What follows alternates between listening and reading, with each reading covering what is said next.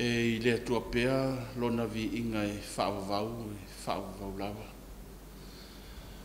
O te fia o te Faafeiloaiga atu i le nei a fiafi, le Faafeiloaiga le Sapati, i le SISDAC atoa mai lava i Amerika, se ia pa ia mai Samoa nei.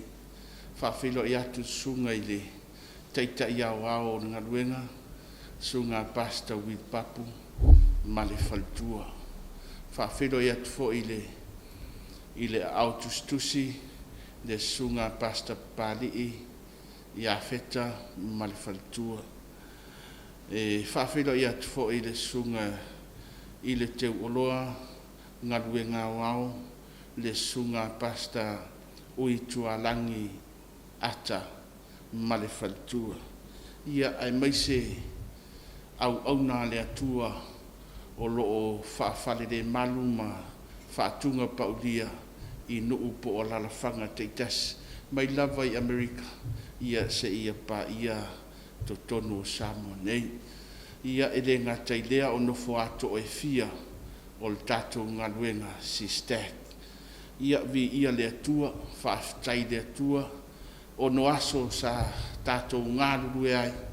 Ia o le ua tatou tūwai le Sapati pa ia o le atua, ma o le aso muli fo le nei o le nei masina, o le aso Pese Fou o perila, lea ua tatou. Ia vi ia le atua, ua o le a maua tu fo ia le nei masina, ia ai o le a fotua i mai le masina fou me. Ia po o ani mea o le a tupu ai ai o le nei a fiafi, ia o te whaatalofa ma o Faafeiloaiga atu i nofo ato e fia o le tatou ngaluenga i le nei a fiafi ia vi ia le atua. Te ilo le a talaina ia le Faafeiloaiga Sapati i le pese o saunia.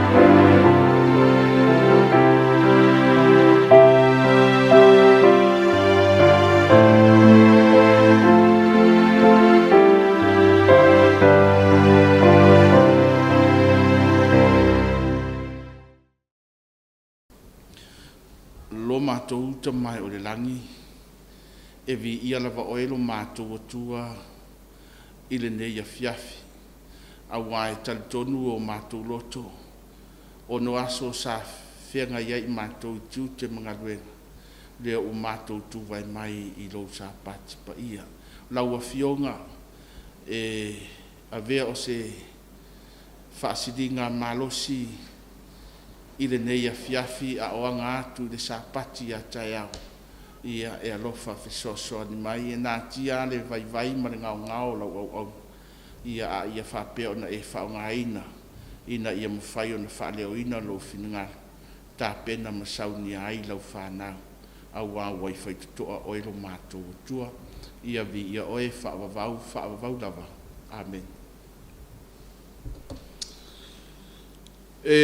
Talitonu ua tātou malamalama i rea fionga le atua.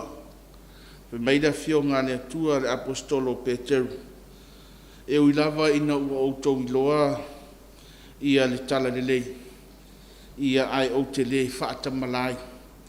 E au ona o tau atu, malongolongo atu ia te outou le tala le lei i lo tātou wali o Yesu Keriso. Ua tātou malamalama i le sapati o le atua, o le sapati o le atua, e le ngata o le maa Faamanatu. Ua Faamanatu i na ai le ngaluenga foa le atua. Ai ua avea le sapati, o se whaailonga i le atua, e ilo ai e le atua o na tangata. Ai, e le ngata i lea, o silafia i le atua i latou, o lana whanau, o lo whapea o na latou tausia i a lona sapati. Ai se mau te manao, Faafeiloaiga i sapati o le atua i le nei afiafi. I le tusi leo Ioane lona tā upu e sifuru ma le whā. A o lona whai upu e sifuru ma le lima o le mau e masani, la u whaitawina. A whaitou te alofa mai i a tea. Ia o tau tausi mai i a Upoluaiga. Whai mai whetala inga Yesu. A whaitou te alofa mai i a tea. Ia o tau tausi mai i a Upoluaiga. O le whetalainga lea Yesu. E fōlinga mai o lo o manao lea li i whaola. Ina ia silafia lea li i whaola. E iei tangata. E le fia e tausi i ana Upoluaiga. Ai ole au mainga fo i ole whetalainga Yesu. E le o whaamalosia mai. Pe ai whaitau i ai i lea fionga lea tua e amate le upu lea ole a whai. Ia pe a whaperitania ole if. If you love me, you will obey what I command. Or if you love me, keep my command. O le if la lea,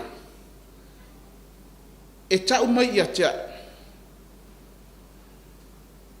e leo whaamalosia Yesu i tangata le tausinga o le tulafono. Whai mai, a whai tau te alofa mai. O lona winga, o lai tu ure whaitali o le tangata, pe whai, pe le whai, pe alofa, pe le alofa. Ai o le ento nei me uma. A o ina fio ma Yesu. O le tangata e alofa. Ma whai le mea lai whai mai a Yesu. Whai mai o le saito. Ia e ave le mea o lo o iei le saito. A o le titania. Ia e lia ina ma sunu leafi. Ioi. A whai la tātou te whaia le mere whai mai a Yesu, a whaitou te alofa mai i a tea, tausi mai i a Upoluaiga, lona winga, o tātou o le whanau a Yesu. E loa ai fo i Yesu, o oe o lona talii mo lona fini, o lo e tausia i ana poloaiga. Ioe. Fai mai Iesu a fai tau te alofa mai ia te ia o tau tausi mai ia poloaiga. Woe. E tāua ia te au le whetalainga Iesu le nei a fiafi. Ina ia mawhai ai, e i tātou, o na tātou tausia poloa inga le atua, e au fia ai ma le tū la fono i wha, o lon Sabbath. Fe meilar fai upo suma lima, fai upo sfulu, o le yoane le sfulu lima, fai mai, a fai tau te tausia o poloa inga, o na tū maule o tau i loo alofa, pei ona o tausia polo inga lo tama, ma o tu mau ilo nalofa. Se vai e. A fai tātou te tausia ia polo inga le tua, tātou te tu mau. Ilo nalofa. Aua o le alofa. E ufi ai mea uma. O le alofa. O le fusi le fusi ai mea. Wa ele nei fiafi.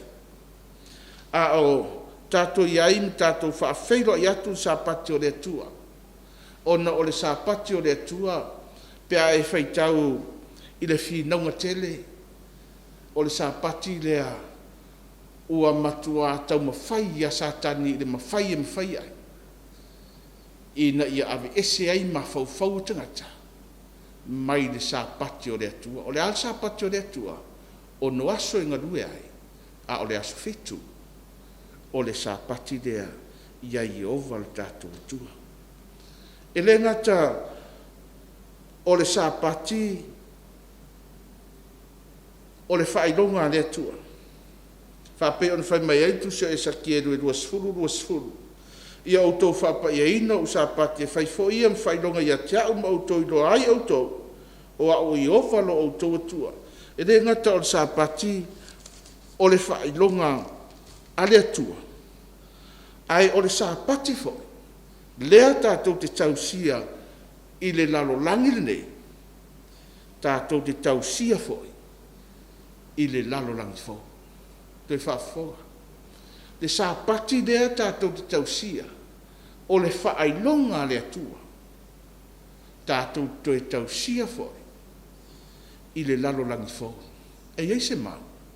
E mai tusio i se iei ono.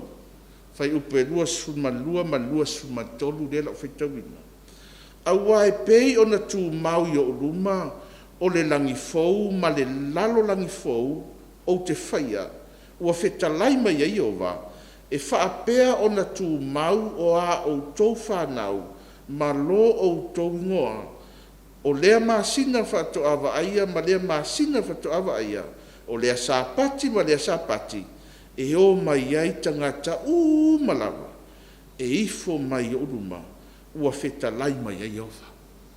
E se tāua ia te aon maunea. E le ngata, o le sapati o le atua le tātou tausia le lalo langine. Ai ono o manino mai i le maulea, tātou te tausia foi i le Jerusalem fou po le lalo langi fou. Ai o le isi i tū le au mai i le maulea po le si vaenga le au mai i le maulea. Fai mai e tausia e tangata uma. Fai mai o lea sapati ma lea sapati. E o mai ai tangata malawa. Lona winga te taua i tangata. Pe a whai tu lou le sapati o le tua. Pe a whai o oe o le tangata. E ao ona e tausia le sapati o le tua. Ioi. Ona o le sauru mau whai mai. O lea masina fato awa aia, ma lea masina fato, o lea sapati, ma lea sapati. E o mai ai tangata uma. E ta taulai tangata uma. O na lātou tausia le sapati o le atua. O no aso inga lue ai tangata. Ai tasi ale aso. ua whaamamalu e le atua. Whaamamalu e le atua mo ia, o lona Sabati. Tasia. Ai talofa le Sabati o le atua, ua o lo pala e Satani. Te le tangata, ua latou malamalama le Sabati o le atua, ai ua latou soli e. Ma latou fulitua. O whaitau whina o tele, o i latou e matua te e al Sabati o le atua, o tangata sai ai te tono le upumoni. Na latou tausia le Sabati, aso fitu o le atua. Ai ato e fo'i la itua ma latou tausia le ulua iaso le vai asa. Fai mai le whina o tele po le mon mau, tamai te perfecta, o tangata ia, e matua pito sidia o le whaasanga tau mai, i to tono le upumoni. Wo e le neia fiafi, tātou Faafeiloaiga Sapati, ia tātou tū mau, ma ia tātou walo lofa ia Yesu. Whetala Yesu a whaitou tia lofa mai ia tea, tausi mai a Upolu. Poloaiga se furu au fia ai ma le Sapati o le atua, ma whai o na tātou tausia. Ia whaamanuia le atua, i le neia fiafi, whaamanuia le atua, i le aso a taiao, i le tālao whaitutoa o malumalu. Tātou whalem tātou tapuai, ave le vi inga i luma o le atua. Ia whaamanuina le suafa o le atua le neia fiafi, i le suafa Yesu. Amen. Lo mātou tamai o le langi, e vi ia lava oe lo mātou atua i le neia fiafi, a wae talitonu o mātou loto. Le malamalama ua mau atu, sa whea ngai ai lau whanau tiu te mawhai walo whilima. Ua mātou iai tū lapa ia o lo Sapati tama. Ia iai au whaamanuianga. Whaamanuia e ngaruenga wao, whaamanuia i nofo ato o e fia o lau ngaruenga. Se ia o lava i se tamaititi. Lo mātou te mai o le langi, ia mātou maua se Sapati fia fia taia, e vi iai o e lo mātou tua, suafa Yesu. Amen.